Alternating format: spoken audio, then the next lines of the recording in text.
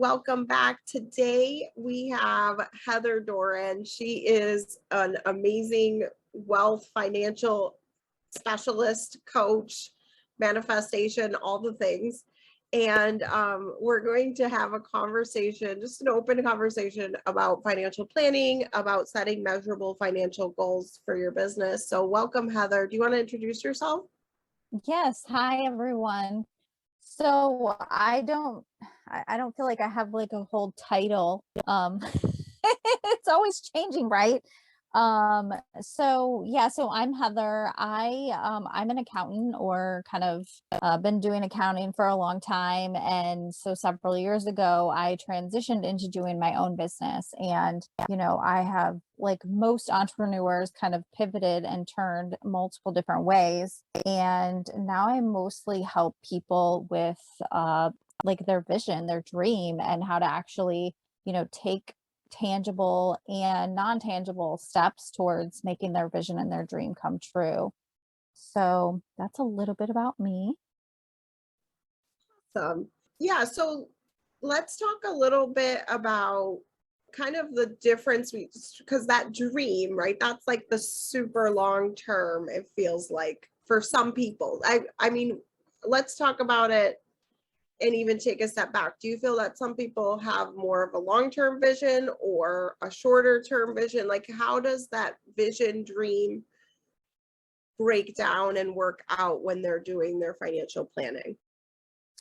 Yeah, that's a great question. So there is pretty much two types of people, and it's really like how their brain thinks. So it's so interesting that some of this kind of boils down to science and how their brain thinks, and then also kind of patterns that they've learned throughout their life. So some people actually are really comfortable with big dreams. They're really comfortable with the long-term vision. They're very comfortable with kind of the big overarching. And then some people are more comfortable with very specific, very detailed, very like minute things. And so we talk about this in manifesting as well. So like people talk about like, are you the, big vision manifester? Are you kind of like very specific manifester? Some people are comfortable in different spots. So the first thing is to really like understand, how are you most comfortable with doing like your vision, doing your dream, doing your planning, whatever it is. So, I mean, all of this stuff boils down to money. So whether you're trying to, have a big vision for moving, for having whatever it is that you want in your life, and putting it down to smaller steps. And so really just understanding, like, are you a big vision and you're very comfortable with that? Or do you have a hard time with big vision and that stresses you out and you're more comfortable with the little things? So that's the first thing that I would say there is, like, where are you at on the spectrum? And when it comes to like traditional long-term planning for your money, it's typically 1 year or more. One thing to remember, that when you are doing long-term planning or long-term vision work or dream work or whatever it is that typically what happens is your brain, your subconscious brain kind of gets your stress gets tripwired if you vision out too far. Because, and this is a lot of reason why people don't actually, like, they have this huge vision and they can't really see it like come into play, because their fear around that, it's just too big for them. Like their brain and their fear responses, like they can't just like wrap their whole like conscious and subconscious brain around it. And so this is where you have to be really careful when you're doing long-term visioning, is that you have like large overarching goals, but not too specific when it comes to the long-term goals. So like some of the things that I wrote down is, having, a lot of us, we have like a long-term vision to have a nonprofit, for example. Like that's not something I'm probably going to do within a year. It's probably, there's a lot of steps that have to come through to like have a nonprofit. For example, like if you're $100,000 business and you want to make it to $1 million, there's typically a lot of steps or more steps that have to happen that are probably going to happen over the course of a couple of years. It won't probably happen in a year if you're just starting your business, or if you're just starting to hit that $100,000 mark. like 10xing, different numbers with it's your, 10xing 20, whatever it is, like having these like larger numbers, where it's really, really good to have that and have that as an anchor for, you know, 1 to 3 years, even 10 years. But just to remember, like, not to get too specific with that, because again, your brain gets really freaked out basically when you go too big. Yeah, I can totally relate. Sorry, my dog had to come up here and lick my hand. um, yeah, so I can totally relate to both of those. Like there have been periods for sure where I'm like, I need to see all the minutia details because I can't even see what the forest for the trees like 2 years out, right? And there have been times on the opposite end of that where I'm like, all I can see is like the 5 and 10 year vision. And then it can be very paralyzing of like, what do I do today? Like that doesn't seem like it's going to move anything. Um, so I love that you broke it down to that. And I just want to add that I think where you are in your life or whatever is going on for you can totally swing you in different directions there as well. Have you found that for Yeah. yourself? Yeah, and this is where I really, I love doing this like subconscious like mindset work with people, is like it's not a one and done. Like I can't just necessarily give you a formula. Like I can give you steps, but like you have to lean in and feel into where are you at right now? Where are you at this year? I mean, if you've had some like major life changes happening, really reassessing like, okay, last year this is what I wanted, but do I even want that this year? And why do I want that? I mean, that's kind of almost, it's almost like the thing we forget to ask is like, why do I want this? We just get so stuck in the hustle and just so stuck in like what, yeah, this is the goal. And we're pushing, pushing. And then we stop and we're like, well, I wanted more time. I wanted more freedom. I wanted more money. And I have that. Do I need to keep pushing? Do I need to keep doing that? Or is it maybe a season in my life that maybe I just kind of like, maintain this progress? Maybe I just kind of sit here. Maybe I just kind of enjoy this. Maybe I take a couple extra, you know, vacations this year. I don't push as hard this year. So, really reassessing like what cycle, like what season you are in your life, and also like what season you are in your business, whether it's time to kind of just maybe float a little bit. And there's nothing wrong with that. There's nothing wrong with that. Yeah, totally agree. That's so good.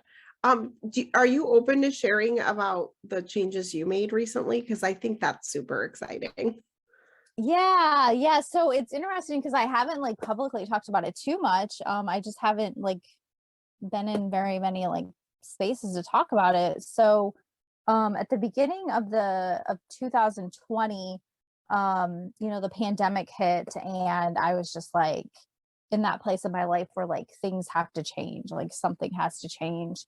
And I got really, really clear on what I wanted. I did not want to be working in my office anymore. I did not want to be working behind a desk. I wanted to have more of my own freedom. And what that turned into is taking on a lot of clients, doing a lot more work, doing a lot of things that I thought I wanted, but it was a lot more work. And so at the end of 2020, I really decided what is happening. Like, what are the things that I'm doing that I don't want to be doing anymore? And what are the things that I want in my life that I want to be doing more of? And at the time, my husband had just retired from the military, and we had done a bit of traveling. We bought a small travel trailer.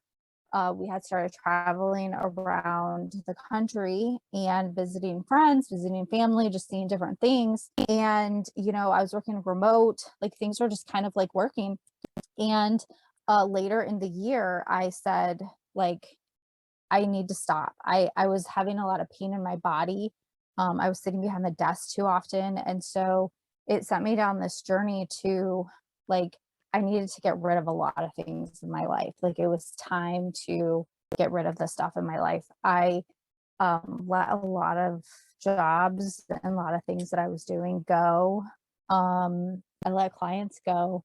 It was so hard. Like the inner work that it takes to let clients go and tell them like this is not working for me was not what I did not expect. I mean, like daddy issues came up, like just childhood shit came up when I went down that road to like let things go out of my life.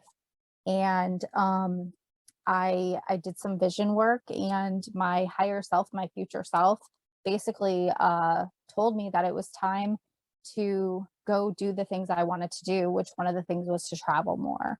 And so I just felt very called to for us to sell our house. It was time to sell the house and to travel. And so at the end of August, we put our house up for sale, and we basically gave away and threw away like everything that we owned. All of the furniture went to my son. We sold some of it. I gave away and threw away like 99% of my clothes, which meant my corporate clothes, which that was really interesting to let that part of my identity go. And I sold my vehicle, one of our vehicles. We ended up selling our smaller travel trailer and buying a larger one. And our house sold within like 2 weeks of having it on the market. Now, the market obviously was doing things, but the interesting thing about that is that when we were in the process of this transition, we had picked out the travel trailer, the new fifth wheel that we wanted. And our house, we didn't have an offer on the house yet. And we were back and forth on like, okay, so should we get it? And like, what if the house doesn't sell? And then we have this extra payment. And, we're going back and forth on this whole thing. And I was like, you know what, let's just do it. Like the house is going to sell. Like, I just remember being in this place of the house is going to sell. Like, it's just going to sell. It's just all going to work out. And just stayed in the energy. And so we picked up the travel trailer, and that night, or the new fifth wheel, that night, we got an offer on the house. And we were like, it was a 30-day offer. And so from there, we sold the house and we went on. We've been traveling since then. So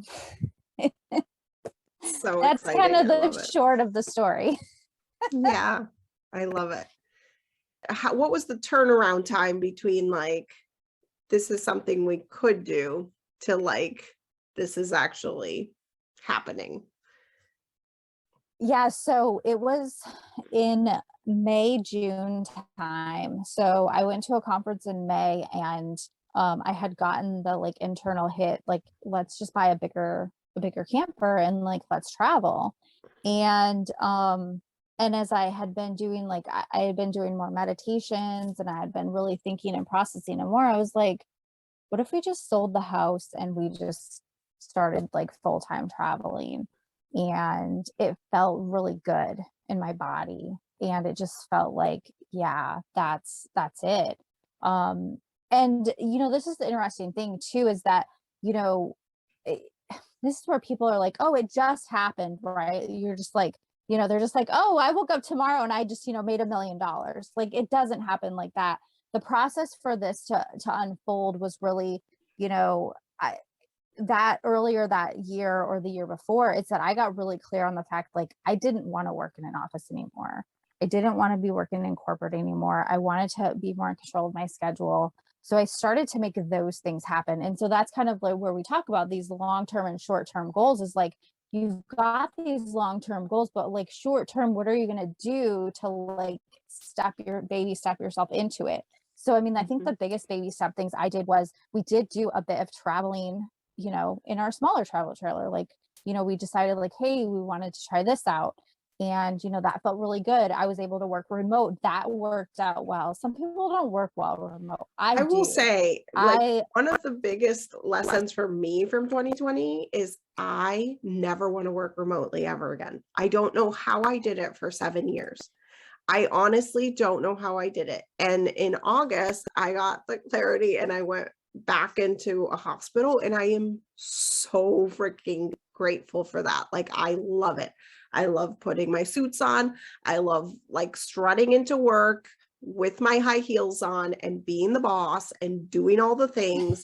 I just love it. I am in my element. And like I told myself, like, after being at that job for a month and a half or so, I was like, good. I was recording an episode because to like finally reveal, like, hey, I've been at the job, like, because I felt a little dissonance there where like, dude, I teach people to be like self-employed and now I'm going to a job. So I had to like, one, make sure I was going to stick with it. To like come out about what was happening.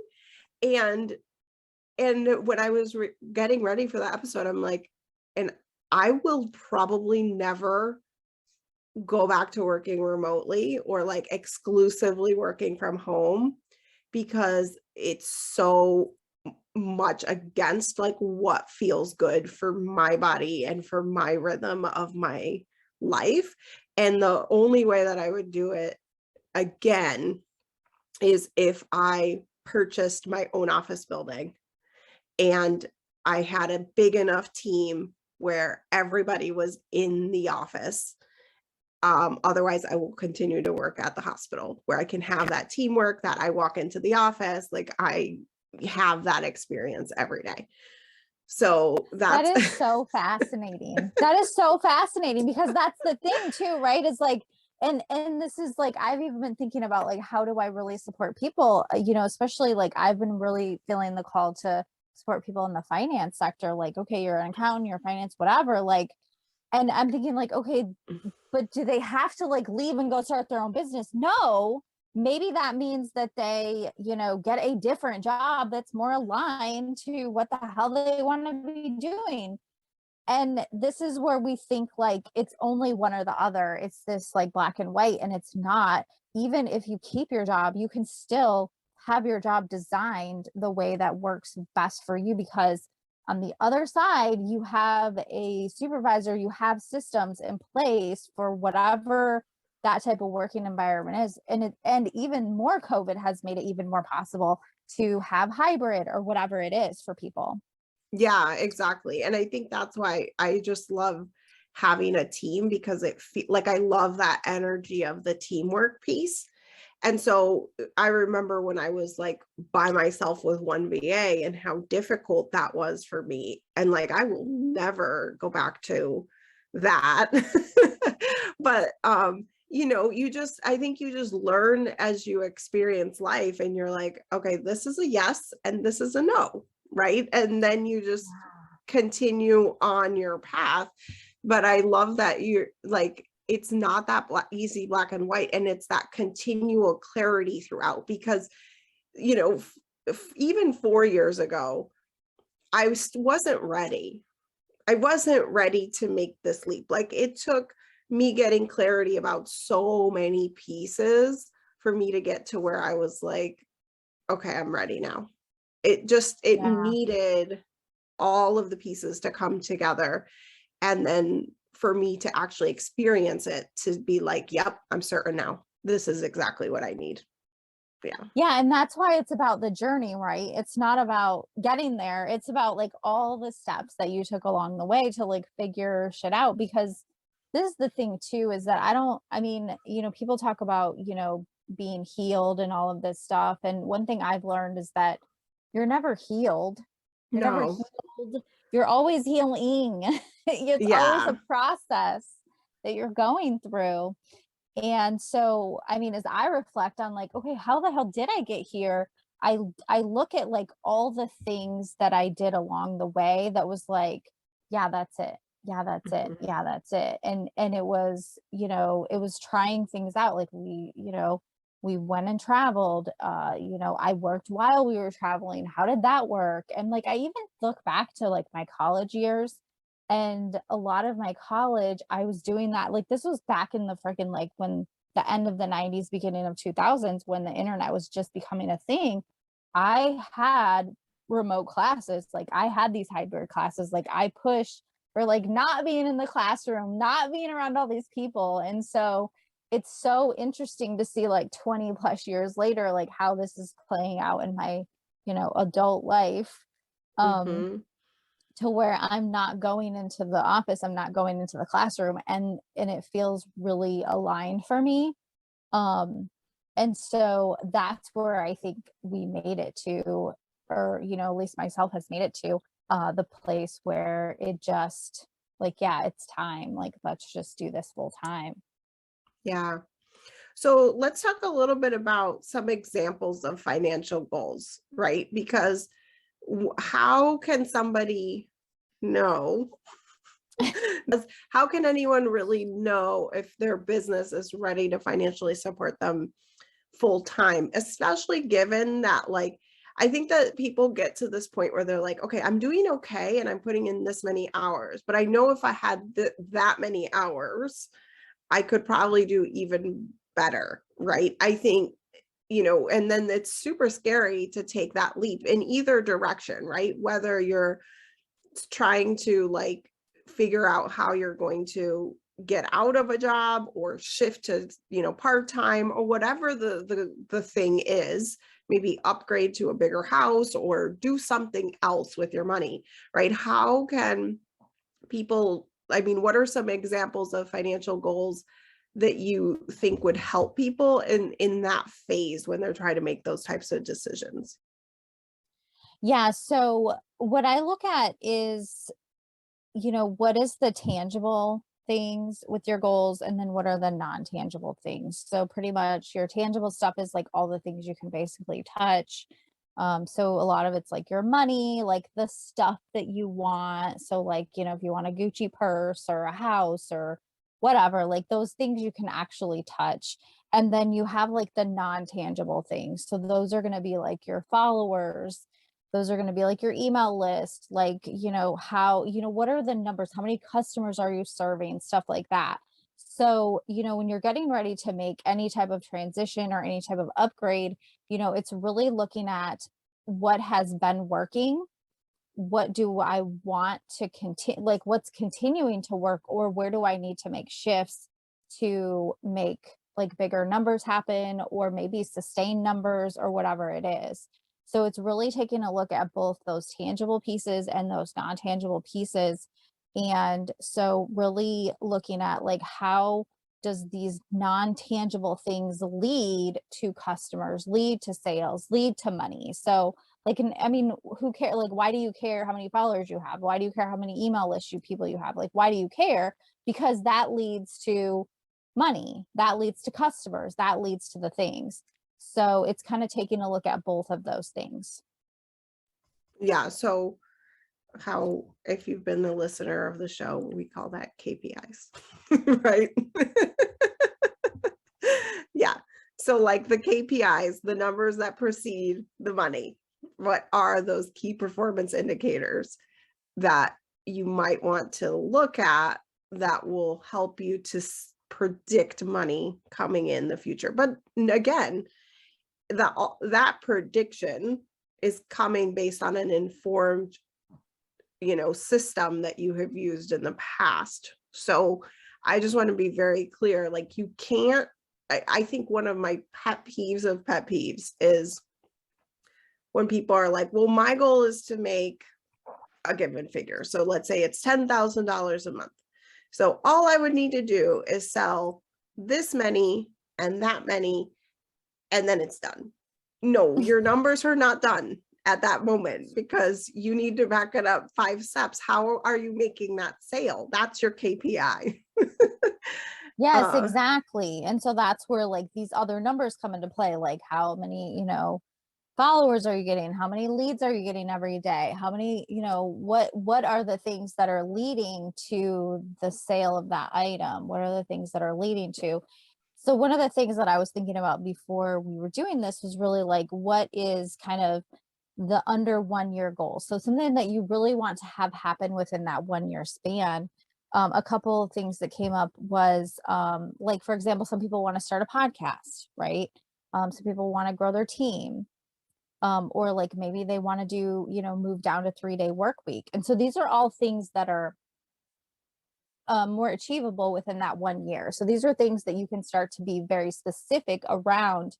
Okay, so if I want to have a 3-day work week, what are the specific things that I have to have like the top tier, like you've got the bigger vision within the 3-day work week, what are the things that have to happen within that system, then go all the way down to kind of like the daily things that have to happen so that you can make that 3-day work week happen. What are the other numbers that have to support you and your team, if you have a team, to make that happen, to make those numbers work? Because it's so interesting. We talk about numbers all the time, but at the end of the day, like numbers are numbers.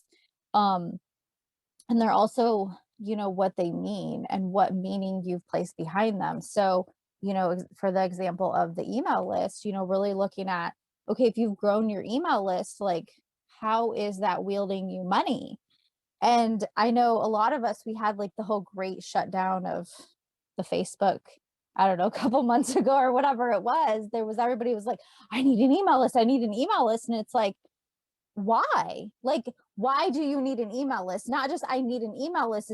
It's why do I need an email list? I want to work 3 days a week. Why do you want to work 3 days a week? I want to have a podcast. Why do you want to have a podcast? Like really picking the things apart of why you want to do that, and then breaking it down to like what are the things that you have to do, down to the day when you're working, what are the things you're actually working on? And then, Anna talks about all the time, are those the things that are making you money? Are those the income producing things? Yeah, I love that. Yeah, so basically making sure that each financial goal is broken down enough into what we're doing on a daily basis to make money. Make sense? Yes, exactly. Awesome. And the last thing that we were going to talk about is how to start to set some financial goals, especially with it being the end of the year and people starting to look at their 2021. What are some things that people can do to set some financial goals for their business? Yeah. So the first thing that came to me when I was writing about this was the word goals and how that seems to trigger a lot of people,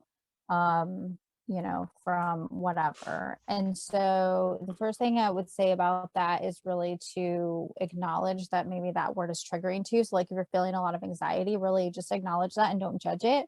And possibly pick another word. So some people, I think it's Manifestation Babe or whatever, she talks about like your to-do list. She doesn't call it her to-do list, she calls it her like to manifest list. So like it just feels lighter, right? So like if the word goals like is triggering to you, then really, pick a different word, so that it doesn't feel so heavy and stressful. The other thing I would say is that really to do some work around vision, like really vision, like give yourself the permission to say, in the course of next year, like if I wanted anything to happen, what would I want to have happen in the next year? And really to look more at the outside. So like, take the numbers away, like take, it's 100,000, whatever it is, but really just like look at like vision what it is that you actually want. Because what does the money give you? It gives you stuff, like it gives you stuff, it gives you freedom, it gives you whatever. So what does that vision look like for next year? Do you want to have more time in the morning? For me, it was more time in the morning to just sit and do nothing, not rush around to go to work. It was sit and drink my coffee, watch my dogs run around, and do some type of meditation or journaling or just like nothing type work, right? And so like that was one of my like visions that I wanted to have happen. And so how do I step that back and say, okay, how do I start to make my mornings more free? How do I make my mornings less chaotic, for example? And so, if something that you want to have happen is like to move to another house at the end of the year, maybe it's to work less hours in your job, or maybe like not lose your money, but like work less hours. Okay, how does that actually happen? So it's really to start with, what do you actually want? Not how much money do you want? Like, what do you actually want to have happen? What do you want your life to look like 1 year from now? And allow yourself the permission to say, yes, it's possible that I can have that next year. Yes, it's possible that I can be working less hours. Yes, it's possible that, I can have whatever Mercedes or whatever car you want. Like, really just like look at what is allow yourself the permission, because I see so often that women are just like, they put themselves last every time, and they're just like, Yeah. oh, I want my kids to have this, and I want, no, like, how do you actually want your life to look like? How do you want to feel? How do you want your life to look, and where you just feel really good? Yeah. And that's where I would say that is the very first like key thing when you are starting to look at, next year, and like starting this like thing, because at the end of the day, like, the money doesn't really mean shit if you don't actually like do what you want to do with it, or do what its intended purpose is. So it's really putting a purpose behind whatever the money or numbers goal is. Yeah. I want to just give an example. So for me, when I got my divorce and, started going through separation 2 years ago, one of the things that I struggled with was like finding out what I wanted versus what either society was trying to impose on me, or what my parents thought I should want or have, or what my ex-husband thought I should want or have, or those kinds of pressures. Um, and when I tell you, like, that was such deep and difficult work for me because I had suppressed it pretty much since I was a kid, right? And so it was something that was so difficult for me to do, and like acknowledging I could not pick out flowers that I wanted because I couldn't, even just such a menial meaningless thing as picking out flowers that I had budgeted for these flowers. I knew I was going to buy myself flowers because I did decide that I really enjoy flowers. So I could decide that. But then I couldn't choose what type of flower I liked or what I wanted in the flower. It was so dumb of a decision, but like I had become so invisible that I couldn't even make those types of decisions because I couldn't discern what I wanted. And so I like think that this work is so important, so necessary, and really shows you who you really are. It is like the best work to get to do, which is that discernment and really making sure that the goals you want, and that again, going back to what you said earlier, the why, like, why do you want this? Because if the reason you want most things is because society is telling you you should have it, you're embarrassed about what you do or don't have, or you think that somebody else wants you to have that, those are probably not the best reasons. And a lot of times that's why you can't get what you want, right? Yeah. Yeah. Yeah. That's so interesting that you talk about that too, because I think one of the first things that I realized, like right after we sold our house and we were like living in our camper, I was like, wow, like every like society is like, oh, buy a house, and I'm like, Right. oh, and I'm just, and I like just totally broke that like rule about, oh, you just have to have a house. And so I was so, and I realized like, wow, I've been so busy like deciding what I wanted that I didn't even realize that I was like breaking some of society's rules. And so this is where I guess the other side of it is like kind of get to that place of where you're just like, this is what I want. Like, I don't really care if that's like fits like the society's rule for you. But I have struggled with that myself in, again, like giving myself the permission to say, yeah, it's okay for you to want XYZ. Like, it's okay for you. Like, some people want to start living off the grid. Like, some people want to start like living out in nature and like living out like off of, technology and stuff. And, most of the world would say, oh my God, why would you want to do that? But it's giving yourself first the permission to say, like, that's okay for me to want that, and then to start to take the baby steps for that. And I think even with, back to your point of leaving, you left the office, now you're back in the office. And it's like you said, it's like I teach people how to leave their job, and like shame on me for wanting to go back, but it's not making yourself wrong. It's it's giving yourself the permission to say, this is what feels good for me, and Mhm. continue to lean into that. Yeah, exactly. That's so good. Yeah. And just being like yourself no matter what, right? Like you're here, you're there, whatever. Also too, like nothing is ever permanent, right? Like I left my Oh my job gosh, right? for 7 years. I still went back to a hospital to work, right? Like I 7 years know. later, like who cares? Like nothing is, sorry, I just hit the printer. Nothing is permanent, right? So like it is what it is, I right? know. We And think that we're making these decisions for like ever. It's like, no, you can change your mind. You can change your mind and it's okay. totally, totally, totally. Okay. So, all right. And so I love how you say about like reframing goals and even using different words if you need to. I've had my, you know, times where goals, like just even the thought of goals just was cringeworthy to me. I will like sprinkle in here, like for me, one thing that was so key. So I had Alon David from the 90X planner on my summit a couple of years ago. And he Oh was yeah, on there. I bought his planners for a while. Yes. Yeah. So he was on the show and he was, we were talking about goal setting and I'm like, well, what happens if you don't reach your goal? Because like that was always like my big like, oh my God, if I don't reach my goal, it means I'm like so bad and whatever. And this is what I was doing to myself literally every year. And I had set some big goals and reached them, but like by this much, like I would, so at one point I lost 80 pounds. I had made a goal to lose 100, which is, oh my God, this is so funny. So one time I lost 80 pounds, another time I made $80,000 and I wanted to make $100,000. So there's something there where I'm like getting to literally 80% of my goal. And the amount of shame I experienced and the amount of like misery that I experienced for not reaching 100% of the goal is unbelievable. Because I think like looking back at it, I'm like, dude, you freaking lost 80 pounds. That is not easy, right? Like you built $100,000 business with 2 kids under 2 at home.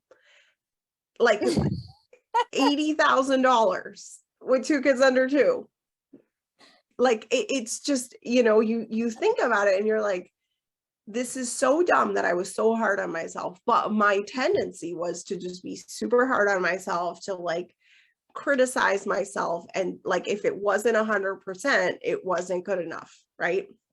And so I was on that interview with Alon and I was like, well, what happens if you don't reach your goal? He's like, what does that even matter?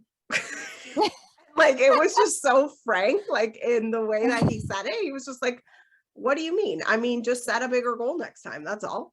I was like, what? I literally did that. I was like, okay, if I know I'm going to make like 80% of my goal, let's just set a bigger goal. And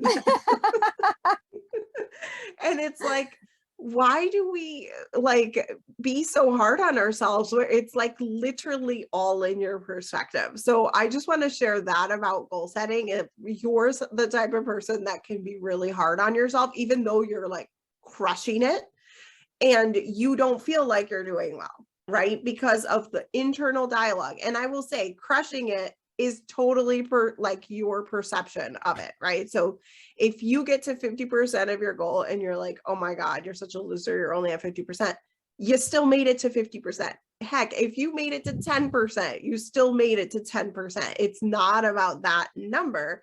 It's about, are you acknowledging that you're moving forward? Or are you beating yourself up for still not being there? And for me, like when I dropped that whole dialogue about goals, where I was like measuring myself worth to the goal, that's when I could set goals again and it be not a big deal. So I just want to insert that reframe in case anyone is having problems with the word goal. Yeah, that's so true. And what that brings up for me is to think about like, what is your like self-sabotage, right? Like what's your like jam? Like what's your like core self-sabotage? For me, it's overwhelm, like all day of the week. Like if, things start to whatever, like I just get sent into overwhelm, and it's like that's where like my fear response will like kick in, where my like subconscious will kick in and be like, see, I told you, see, I told you. Like it's almost that it's those programmed responses that we have, years and years of. And so this is where a lot of people say like, oh, but I can't change, I can't change. And it's like, no, science like actually is proving the fact that you can change your brain, you can change your brain chemistry, you can change your thoughts, like you can do the work to change and do the change around that. I actually, this whole thing like hit me huge earlier this year when a lot of people were talking about, I can't remember the specific name. I think it was called like 75 hard or something. Oh yeah, Do you remember 75 that? hard. Yeah, yeah. Yeah. So like a lot of people were talking about, they're like, yeah, I'm going to do this thing. I'm going to do this thing. And I remember looking at that going like, there's no fucking way I have like at my current state of life that I have, 2 40-minute sessions that I can literally carve out right now and to like do these things. There was like certain things in there that I was like, I will just sabotage that. Like, that does not light me up to do those things. And when I looked at that, I was like, wow, how many people are going to try that? And then they're going to like not be able to do it because they're like, whatever, they have things going on in their own life or whatever. And so I literally like was on a call with another lady. It was a group call. And she was like, yeah, so I like didn't do the thing yesterday. And like, I'm just like, forget it. And it's Well, done and and all with this stuff. 75 hard, because I did look into it, every time you mess up, you have to start back at day one, which is so, I mean, just it's punishing. Yeah. And that's where I was like, wow, so you like literally, and so now the lady's like beating herself up. See, I'm a Mhm. loser, I'm whatever, I couldn't do it. And it was like, because you put yourself into somebody else's system that Mhm. was never going to work for you. It didn't feel good for you to begin with. And so this is where, again, I go back to like the whole coaching model is not for you to fit in somebody's system or just do somebody's system. It's for you to like pick out the pieces of that that feels good for you and make that work for you, Yeah. because that's where you go and you're like, oh, see, of course I wasn't, and so this is where we go, like, this is goal setting, right? So we're like, oh, well, I'm going to follow this model and, so and so, and this is how I get to $100,000. And you follow that model and it doesn't work for you. It doesn't align for your life. It doesn't feel good for you. You do all the things out of just doing it and you don't meet the finish line. And then you create a scenario where you are beating yourself up and you're just going down that hamster wheel again. So, I'm not putting down 75 hard at all. I'm just making the point is that you got to do things, especially that or anything that's going to feel good for you and it's going to align to your life, Yeah. I especially in these agree. goals. Yeah. I agree. Yeah. And like, I want to point out too, like, you can't just make yourself a little to-do list. So like Oh my gosh. whether I mean, The you to-do can make, list on you the, can make yourself a little to-do list all day long, but like it, for me, like, because I've worked so much in coaching on myself on all of this kind of stuff, like if I was to do 75 hard, I wouldn't focus as much on those to-do items because there's basically like several things you have to do every day or whatever, right? So I wouldn't focus so much on those to-do items as I would look at who is the person that I have to be, right? Like yeah, and what is the point, right? Because the point is not to get all that shit done. The point is, who are you becoming? And I can share yeah, that, because I've worked on discipline in various facets. So I worked on it, I was, first of all, I was my by the time I was 3, I was already playing violin. my And gosh. and that's how I was raised. My mother was a music teacher. And I've also been really into my art and my drawing practice. And I'm like, if I become very disciplined in something, I know I get much, much, much better because that's just the way the world works, right? If you are practicing something over and over. And I mean, my mom's a concert violinist. She was practicing 4 hours a day. I know what it takes, right? And I saw her do that like as a kid. So when we look at like, okay, this is what it takes. I need to be disciplined. How am I if I am disciplined, right? And I work on my discipline muscle, sure, then it becomes much easier to do something like 75 hard or any other practice that you're trying to work at every day, whether that be your business, whatever. But I don't think the focus needs to be the things you got to do. If your focus is only there, you're only going to get so far. And yeah, so that's my spiel. So true. And it's like, and this is the thing too, when it comes to doing, yeah, there's the work that we do with our numbers and our finances, but like the thing where we're talking about vision work and like really leaning into it, allowing yourself permission, all of that stuff, that's not a checklist item. You can't just check it off the list and go, oh, so like one of my coaches says, you can drink your kale juice in the morning and do your meditation, but then in the afternoon, you go the rest of your day unconscious, and you're just like, you feel like shit. It's like you quote unquote checked the box, but then you still feel like shit. So that's the same thing that we're talking about here. It's that it's you can't just check the box on really doing the work, really looking at, the process, really, doing the inner work that it takes to actually become this new person. You have to actually like sit down and allow yourself to feel uncomfortable, to actually like get used to doing it, feel into it, like all of those things that it takes to create, sustainable change that feels good for you. Yeah, I love that.